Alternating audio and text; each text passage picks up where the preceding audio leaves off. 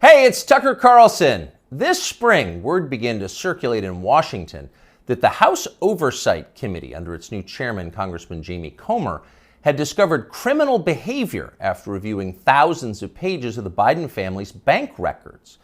Now, publicly, to the extent they responded at all, the White House dismissed the investigation as, of course, politically motivated. In any case, irrelevant. Hunter Biden was an adult, so his business dealings had nothing at all to do with his father, in this case, the President of the United States. But in private, everybody understood it wasn't quite that simple. There has long been overwhelming evidence that Joe and Hunter Biden's financial lives are not separate at all, but deeply intertwined. On Hunter Biden's laptop, there's a suggestion that the two of them even at one point shared a bank account. And of course, Hunter Biden wrote himself that he kicked back cash from his foreign business deals to his father. He wrote that bitterly.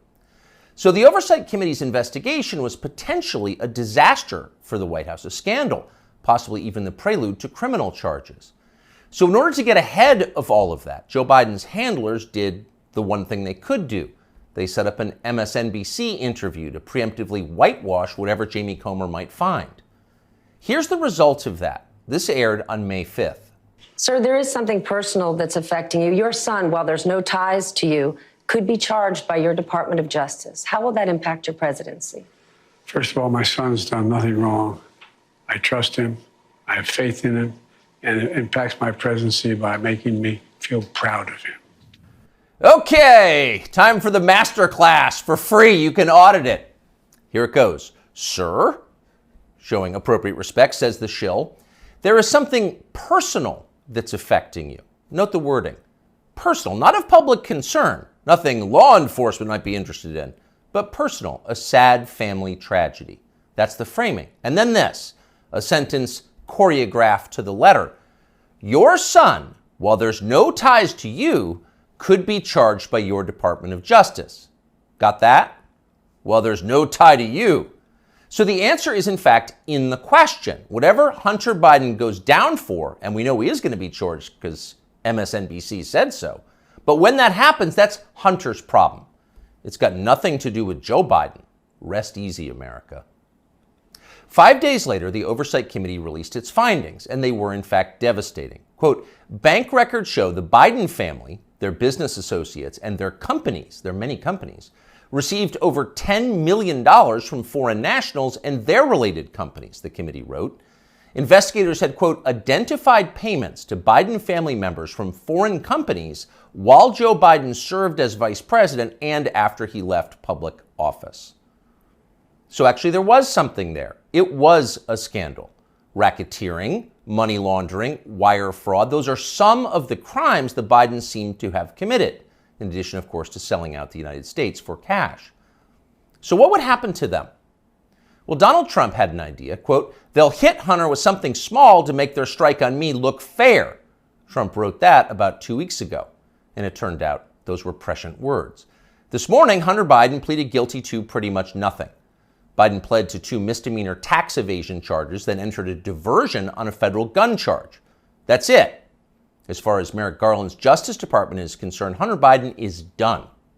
There was no pre-dawn raid carried live simultaneously on CNN. There was no perp walk, no handcuffs, no press conference. Above all, there was no felony. Hunter Biden, who broke federal gun laws, can still carry a gun. It's like it all never happened. In fact, the Justice Department just baptized Hunter Biden, a lifetime of sins washed away in an instant. It was a secular miracle. Most miraculous of all, Hunter Biden somehow escaped a FARA charge. FARA is the Foreign Agent Registration Act, and it is exactly what its name suggests. Under federal law, if you are acting as an agent of a foreign nation in Washington, you are required to register with our government to let everybody know. Well, for decades, pretty much nobody in Washington did register under FARA, and precisely no one was ever prosecuted for it. No one. But starting several years ago, the Justice Department began sending people to prison on FARA violations.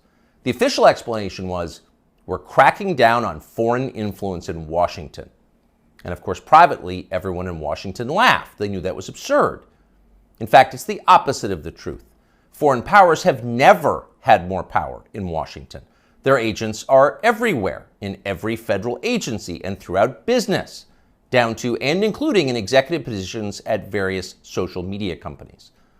The Biden administration knows all of this, and it's not a problem. In fact, it's their policy. From the administration's perspective, the concerns and the demands of, say, the Chinese government, or particularly the Ukrainian government, are far more important than the needs of American voters. We're cracking down on foreign influence. Please. The point, the only point of enforcing FARA, after decades of ignoring it, is to harass and imprison high-profile political opponents. Trump donor Elliot Brody pled to a FARA violation a few years ago. So did Trump campaign manager, famously Paul Manafort. He went to prison.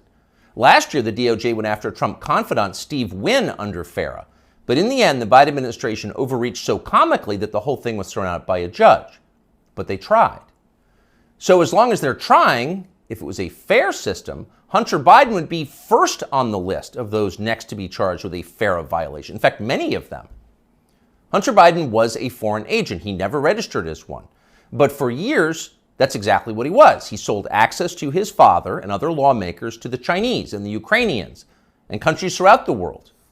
There's no debate about that. The FBI has known about it for years. For years, they've had possession of Hunter Biden's laptop. But they didn't charge him for it today.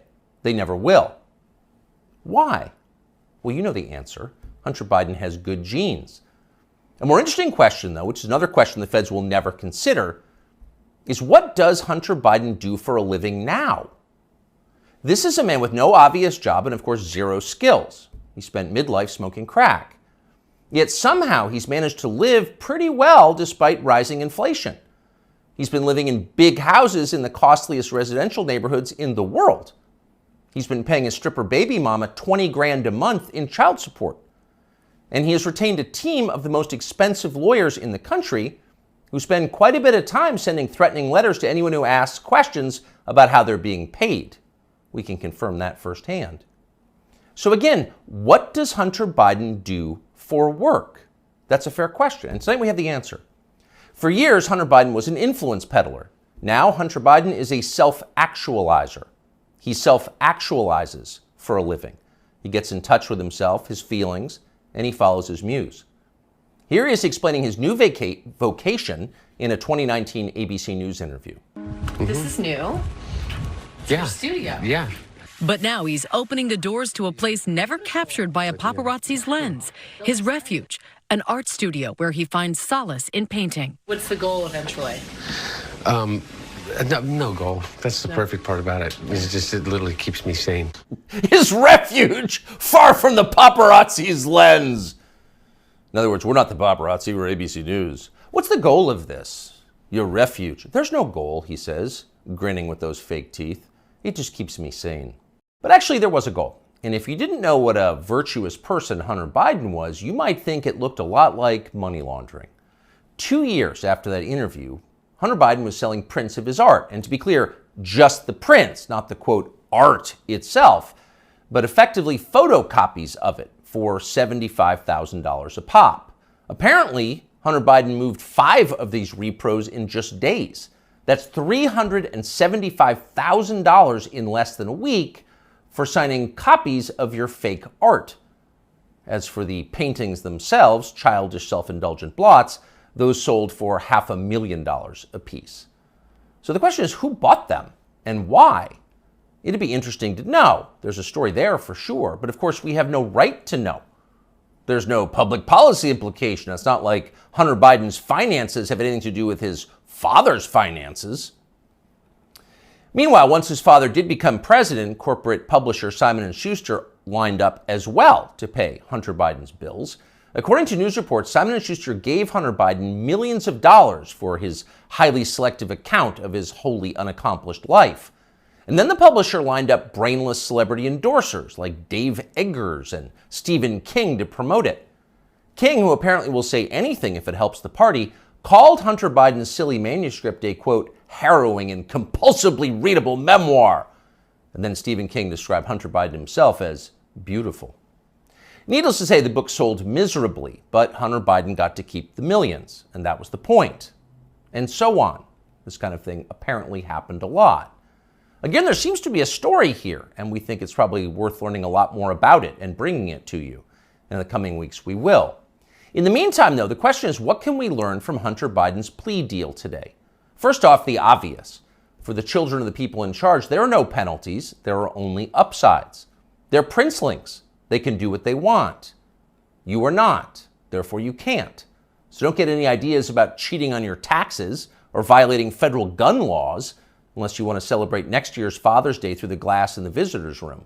The rules definitely apply to you, including rules you don't yet know exist. But there is also a deeper lesson here, a more disturbing one. What we're watching through Hunter Biden's life and through the Biden administration, now entering its third year, is the total inversion of virtue. What was once considered admirable is now derided as stupid, if not racist. That would include achievement, intelligence, honesty, self-control, humility. Those are features of the old America. Those were yesterday's virtues. They are gone. In their place, all that we once considered contemptible and repulsive, we're told to worship that now. Here's a small example, but we think a revealing one. In addition to his many other sins, Joe Biden has hired what has to be the single dumbest, nastiest, most dishonest, most ridiculous person he could possibly find for the very public position of White House press secretary. There's a point to it, of course. It was a humiliation exercise. It was designed to degrade the country and dispirit the rest of us. That's the White House press secretary? Shut up! But here's the thing. The White House press secretary herself has no idea why she's in the job. She thinks she's amazing. Here she is in a clip we just saw. A year in this role, there's been a couple of things that has made me incredibly proud. Many things that made me incredibly proud to be at that podium during this historic moment. Again, this is a historic administration. I'm a historic figure, and I certainly walk in history every day. I'm a historic figure? Imagine saying that. I'm a historic figure, but she does.